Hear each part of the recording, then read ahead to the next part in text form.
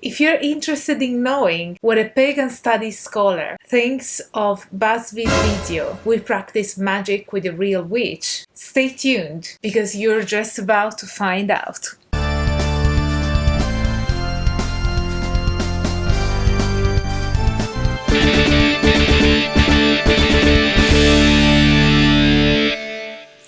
Hello everyone, I'm Angela and welcome back to my channel.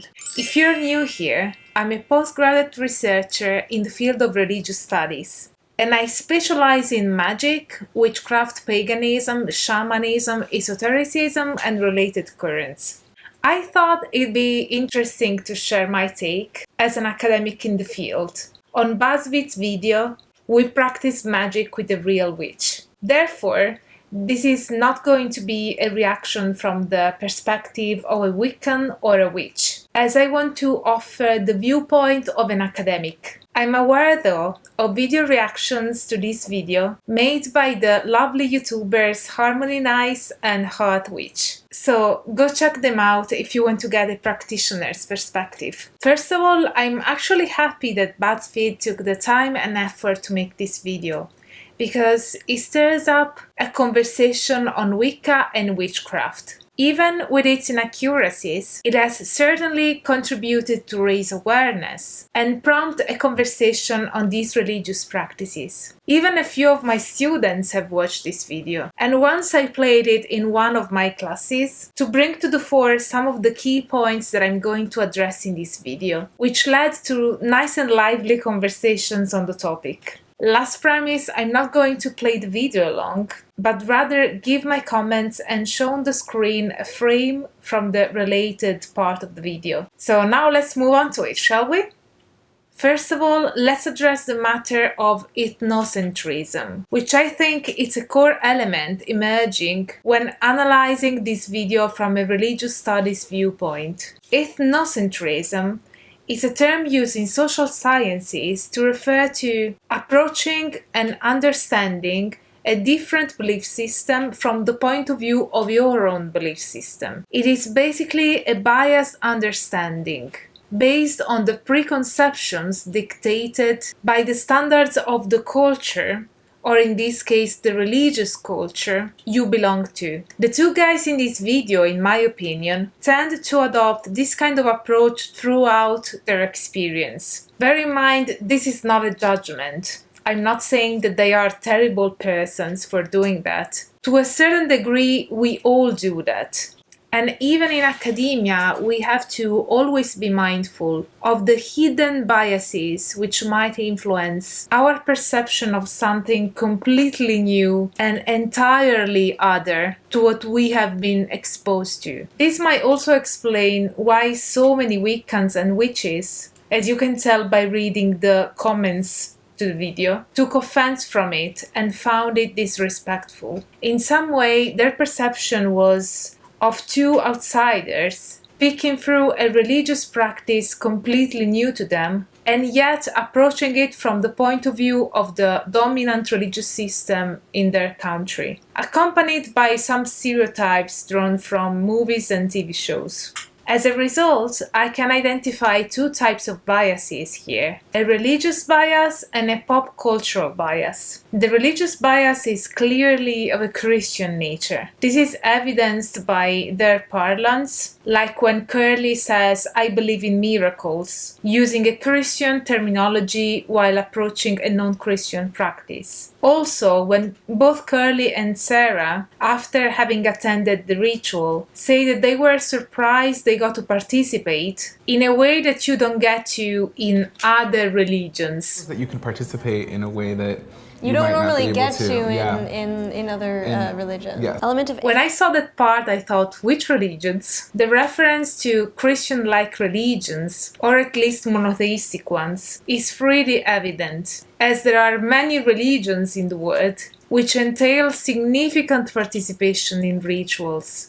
And the very fact that they were surprised by that shows a lack of acknowledgement of the wider field of non-Christian and non-monotheistic religious practices. Another element showing the same preconception or bias, to use the technical term, is the fact that they want to hide their tattoos portraying Christian symbols. Alrighty, Work. so I gotta put my cross away. I'll hide my giant Jesus tattoo on my back.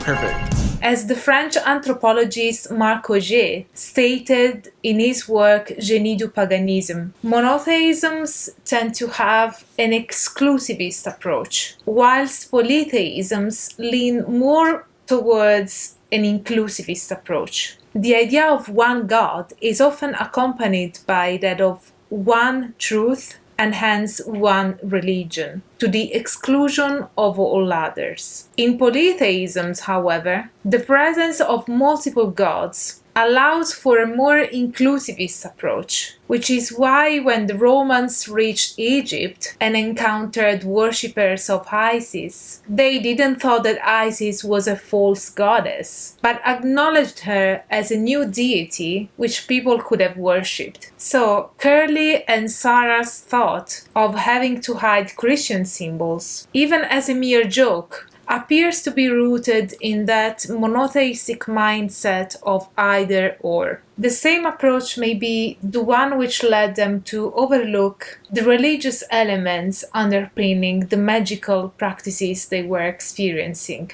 For instance, there was little to no mention of how gods and spirits are conceptualized by Wiccans, or how and why is magic such an integral part of their religious system. The second kind of bias is based on pop culture and how witchcraft is depicted in movies and TV shows. You can see this kind of preconception peeking through when they talk about pointy hats and cauldrons at the beginning of the video, or when Sarah is surprised that witchcraft entails a lot of work, as if she assumed it'd be easier, or when Curly says, I'm just hoping that I have a little bit more money in my wallet by the end of the day. You expect that quick a turnaround? Yeah, I believe in miracles. conveying the hidden belief that magic works fast. Easy and quick is how TV shows and movies portray magic spells and their physical manifestations after all. The second theme I saw emerging from this video, and here I choose to interpret it as a well-intentioned strategy, is the portrayal of witchcraft as a harmless endeavor, which is how it comes across with all the overlapping images and sounds choices. Like during the grounding meditation at the beginning, visualize roots growing from the base of your spine, down your legs, out your feet, down to the earth's underground rivers with its now visualize.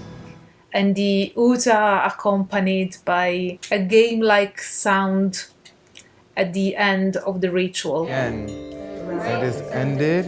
Blessed be. Huzzah! Dispelling fear around this topic might be the reason as to why they approach this experience with a light-hearted spirit, which might also be seen as a mockery at times. As I said, I choose to see their kind of approach as driven by good intentions, possibly aimed at dispelling the aversion towards witchcraft and those who practice magic. But I also understand those who saw it as disrespectful. Can you imagine how Catholics would react to a video of a mass edited in a similar manner, with a body Christ and a tada sound overlaying the moment of the communion? What makes me think and hope they had good intentions is that they highlighted the ethical code Wiccans abide by, as well as their very choice of practicing magic in a Wiccan setting. I also feel like they had the tendency to joke more when there was some element which might have induced fear in outsiders, such as when the store owner shows the figure and phallic candles, or when they are just about to start the magical ritual and Curly says he's nervous, he might get the church giggles. These are all choices which convey to outsiders that witches are not the evildoers a lot of people think they are. Unfortunately, this also delivered the wrong message that witchcraft and Wicca are the same thing, that one equates the other, which is not true. Also, although this might have dispelled some fear surrounding witchcraft to outsiders, such a way of explaining a religious practice is reductive and simplistic to insiders, offensive even to living magic practitioners who come across this video. So once again, the bias is quite evident, and perhaps the audience this video was aiming for too. Last note, all my respect goes to the priestess and store owner who were interviewed. They clearly did their absolute best to address all their questions and provide some information and insight on these religious practices. I'm truly happy that contemporary magic and witchcraft practices are increasingly brought to the fore, and I do hope that they will be tackled with all the respect, depth, and complexity they very much deserve. So this is it for today's video. If you like it, smash the like button, subscribe to the channel, activate the notification bell so that you won't miss anything out, and stay tuned for all the academic fun. Bye for now.